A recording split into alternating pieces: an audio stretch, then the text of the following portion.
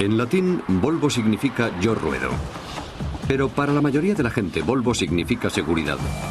Su reputación como fabricante de coches sólidos, fiables y seguros ha ayudado a una pequeña empresa local a convertirse en uno de los principales productores de automóviles del mundo. El secreto de su éxito está en su capacidad para superar un obstáculo detrás de otro en un mundo cada vez más competitivo.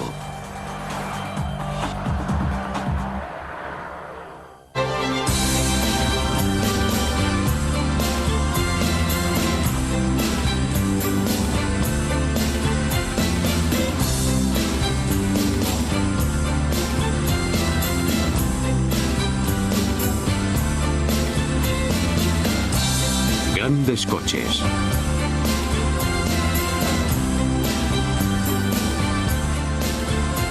Volvo. Cuando la mayoría de las empresas de coches presentan un nuevo prototipo, se trata generalmente de un ejercicio de estilo que muy pocas veces llega a comercializarse en los concesionarios. Pero el prototipo de seguridad experimental de Volvo es una verdadera revelación del futuro de la empresa. Está repleto de nuevos rasgos como los pilares transparentes en forma de A para una mejor visibilidad, sensores de colisión, cinturones de seguridad de 4 puntos y cámaras que proporcionan una vista sin obstrucciones de la parte trasera y que monitorizan a los pasajeros. Volvo confía en que este coche y su actual línea de modelos acaben por fin con la noción de que los Volvo no pueden resultar divertidos ni atractivos. Una imagen contra la que lleva batallando desde que se fundó en los años 20. Cuando se crearon, los automóviles no estaban concebidos para la gente corriente. Eran inventos poco comunes que solo los ricos podían permitirse. Ser vistos a bordo de un automóvil constituía un símbolo de estatus. Su utilidad era lo menos importante. Los alemanes tenían Mercedes, los franceses Peugeot. Los estadounidenses tenían Ford y Cadillac. Pero los automovilistas suecos no tenían ningún coche que encajase con su identidad nacional. Y hubo dos hombres que decidieron remediarlo. Assar Gabrielsson y Gustav Larsson se conocieron en 1924 cuando trabajaban en el fabricante de rodamientos sueco SKF. Gabrielsson era un ingeniero que tenía experiencia en la industria automovilística británica. Larsson era el director comercial de SKF. Desde el principio se mostraron decididos a cambiar el modo en que se hacían las cosas. Una de las cosas que querían cambiar era el control de calidad. En lugar de montar los coches en una cadena de ensamblaje con piezas obtenidas a través de una amplia red de proveedores, Larsson y Gabrielsson tuvieron una idea revolucionaria. Su plan era diseñar las piezas ellos mismos y después supervisar cuidadosamente su fabricación, obligando a los proveedores a cumplir unas estrictas normas de calidad. Para obtener el respaldo de SKF, fabricaron un prototipo de aspecto resistente y techo descubierto. SKF accedió a financiar el proyecto y la producción comenzó en 1927 en la fábrica de rodamientos AB Volvo cerca de Gotemburgo.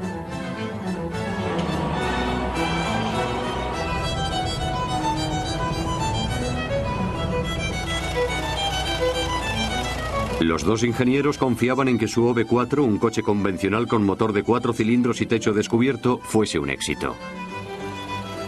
Para su primer coche eligieron el símbolo de Vulcano, dios romano del hierro y el acero, porque la publicidad anunciaba que estaba fabricado con sólido acero sueco. Era un coche muy capaz, pero fabricar un descapotable en Suecia parecía una decisión poco práctica. Y en el verano de ese año se añadió a la línea de producto una versión de techo cubierto. Resultaba más práctico, pero era demasiado macizo y estaba obsoleto desde el punto de vista tecnológico. Lo único diferente que ofrecía a los compradores suecos era que estaba fabricado en Suecia. Las ventas eran bajas y los márgenes comerciales en cada coche eran muy reducidos debido al elevado nivel de calidad que la empresa exigía a sus proveedores. Se trataba de un negocio con cada vez menos futuro. SKF estaba desencantada con Volvo y empezó a considerar una oferta de la empresa norteamericana Nash. Assar Gabrielsson, desesperado, llegó a un acuerdo con SKF para impedir la venta de Volvo. Prometió que Volvo sería rentable en menos de un año. SKF aceptó y Gabrielsson cumplió su promesa. El rescate de Volvo se basó en el abastecimiento del lucrativo mercado de camiones y autobuses y no en la venta de coches. Se dedicó a fabricar camiones mientras los ingenieros mejoraban el OV4. Aumentaron la potencia del coche añadiéndole un motor de 6 cilindros y lo inscribieron para competir en el Rally de Invierno de Suecia de 1928. Ganaron y la victoria aumentó el entusiasmo por los coches. Pero tenían que hacer algo más. La filosofía de la empresa era implementar cambios solo cuando eran necesarios y no limitarse a cambiar por cambiar. Este enfoque práctico les había dado resultado en el pasado, pero si querían crecer en el sector de los automóviles de pasajeros, tenían que mejorar el estilo de sus diseños. La Exposición Universal de 1933 constituyó una celebración del futuro del diseño industrial. Muchos fabricantes internacionales de coches expusieron sus visiones a los millones de visitantes que acudieron. Los ingenieros de Volvo se quedaron impresionados con el modelo que presentó Chrysler, el Airflow, que estaba claramente inspirado en la tendencia internacional hacia el aerodinamismo.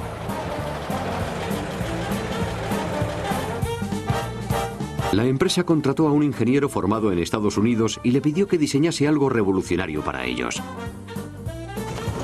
Mientras trabajaba en el nuevo Volvo, se hizo patente que el Airflow no estaba teniendo ningún éxito. La gente no respondió a su diseño futurista. Fue un fracaso. Pero Volvo no se amilanó y siguió adelante con el Carioca. También fracasó, pero su chasis sirvió de base para el primer coche producido en serie de Volvo, el PV51. Sin embargo, cuando la empresa empezaba a tener éxito, se desencadenó la guerra. Alemania invadió Polonia en otoño de 1939 y Volvo se temió que la conflagración europea se extendiera a Suecia. La sucesión de ataques sorpresa alemanes sobre Europa resultaba alarmante. Los ejecutivos de Volvo creyeron que su futuro como fabricantes de automóviles corría peligro. Pero no contaban con las necesidades de las fuerzas de defensa suecas. La demanda insaciable del ejército convirtió los años de la guerra en una época tremendamente lucrativa para la empresa. Volvo fabricó un elevado volumen de vehículos militares que incluían tanques y camiones todoterreno. La producción se guiaba por la necesidad de fabricar vehículos funcionales, duraderos y extremadamente móviles. Esas virtudes se convirtieron en los rasgos característicos de Volvo. Cuando terminó la guerra, quedó claro que los consumidores pronto necesitarían coches. En otoño de 1944, Volvo celebró una exposición en el Real Club de Tenis de Estocolmo para exhibir toda su línea de productos. Casi todo el interés se centró en su nuevo modelo, el PV444.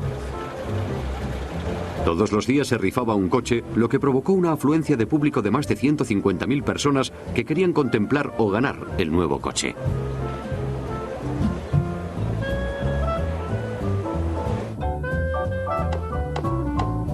Sus muchas innovaciones en materia de seguridad incluían cristales de seguridad laminados y otros rasgos únicos como el salpicadero acolchado y el visor solar. Además constaba de lo que se denominó una estructura de seguridad que creaba zonas de choque que absorbían los impactos de los golpes y protegían a los pasajeros, incluso en caso de vuelta de campana.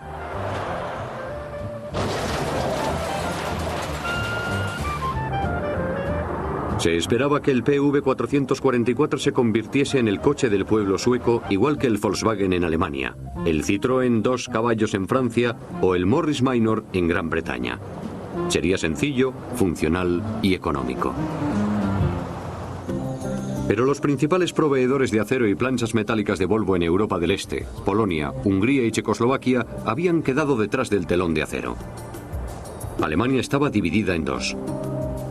La industria del carbón y el acero del Saar estaban en ruinas y tardaría años en recuperarse. Todo ello retrasó el lanzamiento del PV444. Mientras se reconstruían las fábricas de Europa, Volvo empleó sus escasos recursos para fabricar motores de avión, camiones, autobuses y tractores. Al final, los Altos Hornos reanudaron la producción y se pudo lanzar oficialmente el PV444. En 1947, casi 2 años y medio después de la exposición del prototipo, el equipo de gestión de Volvo pudo abastecer la creciente demanda de su nuevo e innovador modelo. La demanda, suspendida durante los 6 años de la guerra, se había incrementado tanto en toda Escandinavia que algunos clientes estaban dispuestos a esperar 2 años para hacerse con un vehículo. Antes de comenzar la producción ya se habían vendido 10.000 unidades. Los ingenieros de Volvo habían aprovechado el retraso para refinar el diseño y copiar muchos de los últimos detalles interiores de los modelos estadounidenses. Por primera vez en la historia de la empresa, la producción de automóviles superó a la de los camiones. Este modelo y su sucesor, el PV544, dieron origen a la reputación de la empresa como fabricante de coches resistentes y duraderos. El éxito garantizó a Volvo un lugar en el lucrativo negocio de la exportación de coches.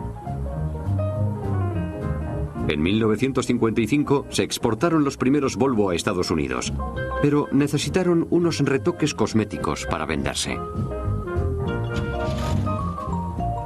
En 1957 se exportaba un modelo con características no disponibles en Suecia. Tenía un tubo de escape más sofisticado, combinaciones de color especiales, visor solar exterior y luz en el lado del conductor.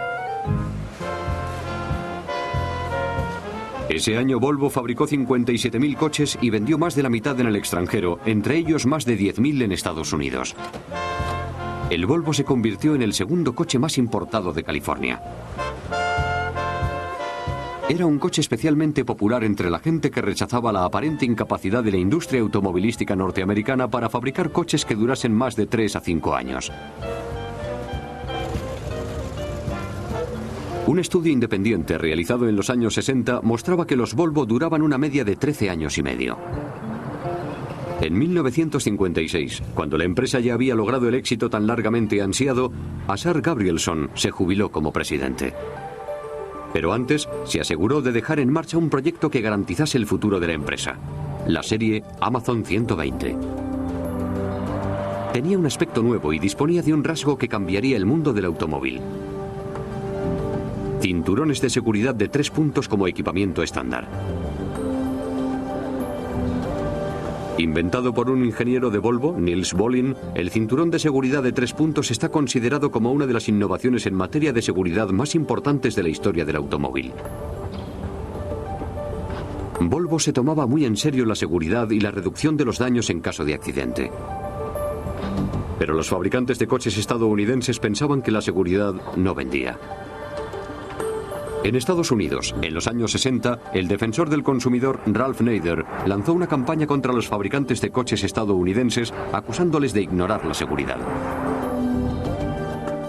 Los Volvo empezaron a ganar cada vez más adeptos entre el público norteamericano, al que preocupaba cada vez más la seguridad. Volvo había vendido más de 50.000 coches en Estados Unidos, que se había convertido en su mercado más importante. En todo el mundo se consideraba que los Volvo estaban mejor fabricados, eran más seguros y se diseñaban para que durasen más tiempo. Esta imagen se había fraguado en la fábrica. Each part is examined thoroughly. All components must have the same high quality, and they're tested in many ways before final assembly is carried out.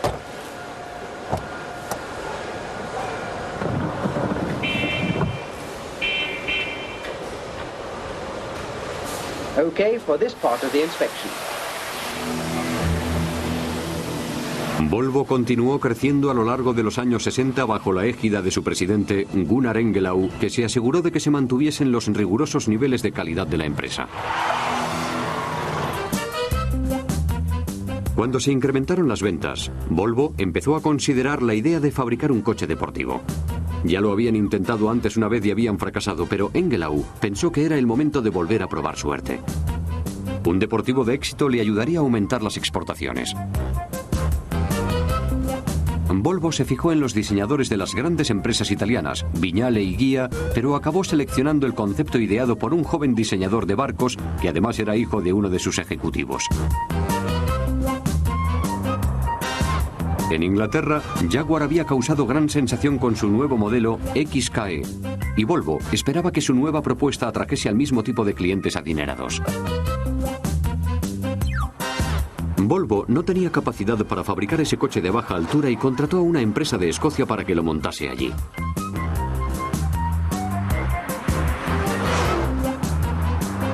El P1800 fue bien acogido por su elegante diseño, pero recibió críticas tibias por su rendimiento.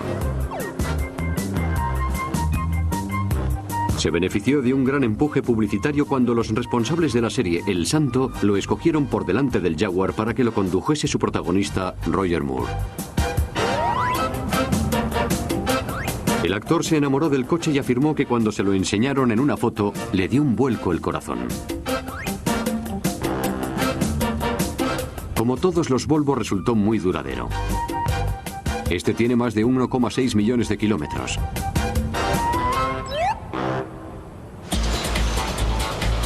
Aunque el Amazon se estaba vendiendo bien, en 1967 llegó el momento de fabricar otro modelo, la serie de berlinas 140. En 1970 el último Amazon salió de la fábrica.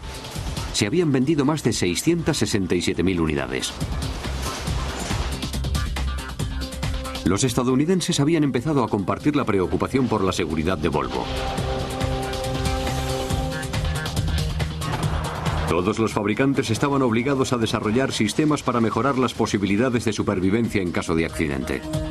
Los legisladores norteamericanos aprobaron leyes y normativas que obligaron a los fabricantes de coches a actuar en consecuencia. Pero Volvo ya estaba lista. Su nueva serie 140 tenía todavía más componentes de seguridad que el Amazon.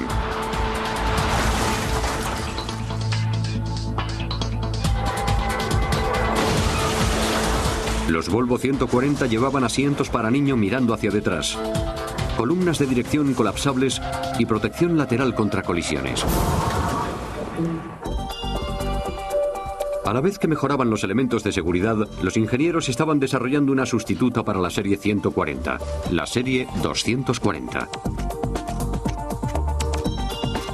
Por supuesto, la 240 incorporaba muchos elementos de seguridad nuevos, como un depósito de gasolina más protegido y una conducción mejorada.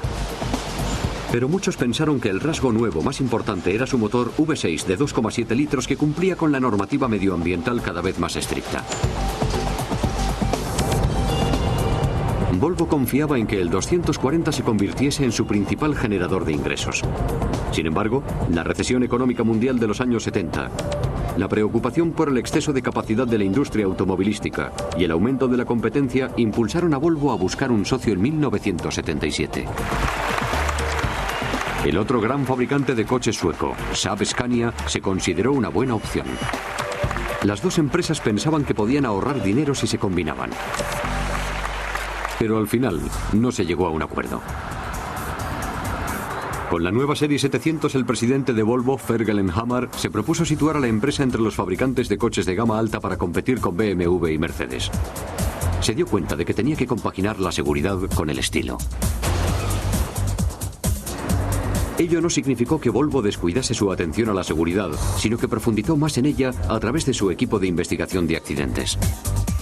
Se trata de un grupo que investiga miles de accidentes todos los años. Acude al lugar del siniestro, examina las declaraciones de daños y entrevista a los pasajeros para descubrir cómo ayudar a los ingenieros a diseñar coches más seguros. En 1991, Volvo registró sus primeras pérdidas en 61 años. La reducción de las ventas, la caída de los tipos de cambio y el nerviosismo de los empleados contribuyeron a crear un ambiente tenso. Pero el desarrollo y las pruebas de nuevos productos continuaron con el 850, su primer modelo de tracción delantera. La tracción delantera resultaba ideal para las carreteras rodeadas de nieve y a menudo heladas de Suecia. El nuevo 850 también disponía de una mejor suspensión trasera y un motor de doble árbol que estaba disponible en versión turbo en algunos mercados.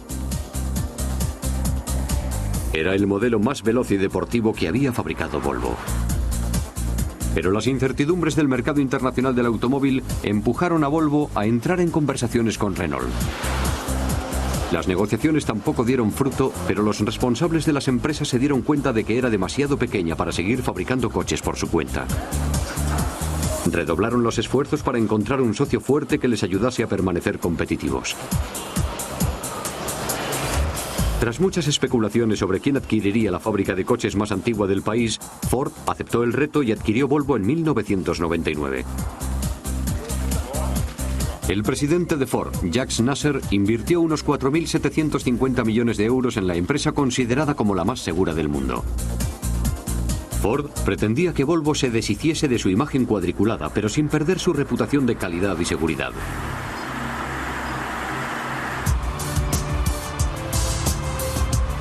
El V70 cumplió todas las expectativas. Sus extraordinarios elementos de seguridad y defensa del medio ambiente convencieron a sus seguidores más fieles, mientras que su rendimiento y su diseño atrajeron a una nueva base de clientes.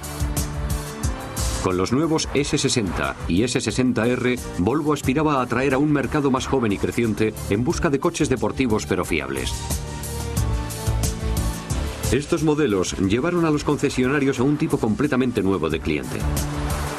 Resultaban ideales para las familias jóvenes, sin renunciar a proporcionar un alto rendimiento.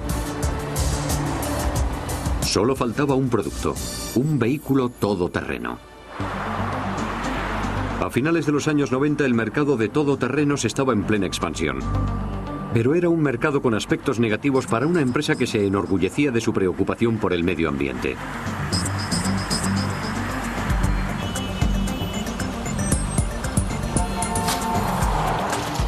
Tenían que fabricar un vehículo ecológico y seguro. Volvo utilizó el chasis del S80 y se aseguró de que su todoterreno, el XC90, solo consumiese una cantidad de gasolina ligeramente superior al resto de la serie y no emitiese apenas más gases. Pero su rasgo más importante era la seguridad. En 2000 se inauguró el Centro de Seguridad Volvo, que costó más de 60 millones de euros y albergaba unas instalaciones de pruebas vanguardistas. Reflejaba la obsesión de la empresa por la seguridad. Volvo sabía que su reputación de seguridad desaparecería si no trabajaba para diferenciarse de los demás fabricantes. Se estudiaron formas para incrementar la seguridad de los pasajeros y minimizar los daños entre vehículos en caso de colisión. Se redondearon las esquinas y se diseñó el capó de forma que redujese los impactos. Y se crearon parachoques que también funcionasen con coches pequeños. Cuando el XC90 salió a la calle, recibió el premio Motor Trend al mejor todoterreno del año. Volvo había creado un vehículo que atraía a los compradores.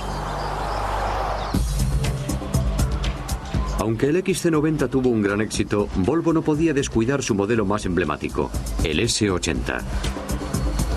En 2004 se lanzó una nueva versión que la empresa esperaba que demostrase que con la seguridad no basta. La competencia creciente de Mercedes, Audi, Lexus, BMW y Acura había afectado a sus ventas de berlinas. En Estados Unidos las ventas habían caído de 30.000 unidades al año a 16.000 unidades en 1999. La empresa confiaba en que su realzada línea de nuevas berlinas, a las que había añadido lujo, elegancia y rendimiento, atrajese a los compradores acaudalados. El S80 demostró ser un coche muy capaz y fácil de conducir. No tenía el rendimiento espectacular de un BMW de la serie M, pero era seguro, vivaz y fiable. Razones por las cuales más del 88% de sus propietarios se lo recomendarían a un amigo. Volvo ha recorrido un largo trayecto desde aquella tarde de un 25 de julio de 1924 en que Assar Gabrielsson y Gustav Larsson decidieron fundar la empresa. Aunque ha crecido y ha cambiado, sus fundadores se alegrarían de saber que su filosofía de fabricar coches seguros y duraderos ha prevalecido.